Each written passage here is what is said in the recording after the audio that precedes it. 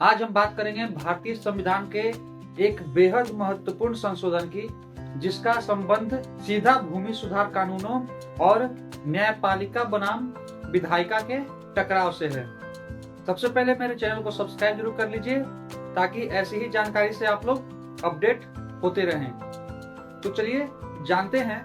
स्वतंत्रता के बाद भारत सरकार ने जमींदारी की प्रथा को खत्म करने, भूमि की सीमा तय करने और किसानों को जमीन का मालिक बनाने के लिए कई भूमि सुधार कानून को बनाए। लेकिन समस्या यह थी कि इन भूमि सुधार कानूनों को अक्सर न्यायालयों में चुनौती दे दी जाती थी और तर्क यह रखा जाता था कि यह कानून खासकर मौलिक अधिकारों और अनुच्छेद 14 और अनुच्छेद 19 का उल्लंघन करते हैं।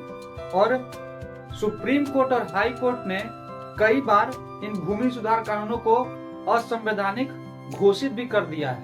1960 के दशक में बिहार, उत्तर प्रदेश, पंजाब, पश्चिम बंगाल और मद्रास जैसे राज्यों के भूमि सुधार कानूनों को न्यायालय में चुनौती दी गई।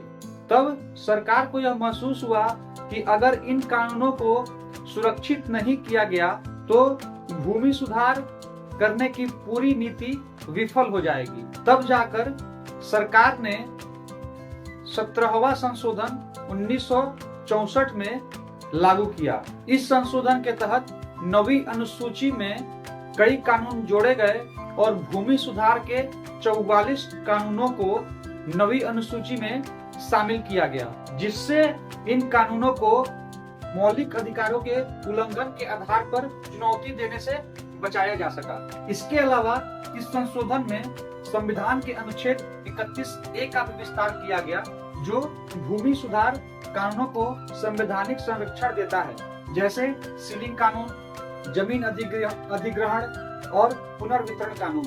हालांकि उस समय इस संशोधन की बहुत आलोचना भी की गई और यह कहा गया कि 9वीं अनुसूची का अधिकतम उपयोग न्यायिक समीक्षा को कमजोर कर सकता है। इससे संसद की शक्ति बढ़ती है और न्यायपालिका की शक्ति सीमित होती है। इसी से जुड़ा मामला केशवानंद भारती केस 1973 में हुआ, जिसमें यह कहा गया कि 9वीं अनुसूची में डाले गए कानून भी संविधान की मूल संरचना का उल्लंघन नहीं कर सकते। मुख्यतः हम कह सकते हैं कि भारतीय संविधान का 17वां संशोधन भूमि सुधार कानूनों को अस्थायी बनाने के लिए किया गया था।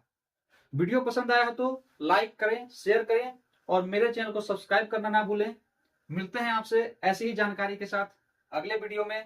तब तक के लिए धन्यवाद दोस्तों।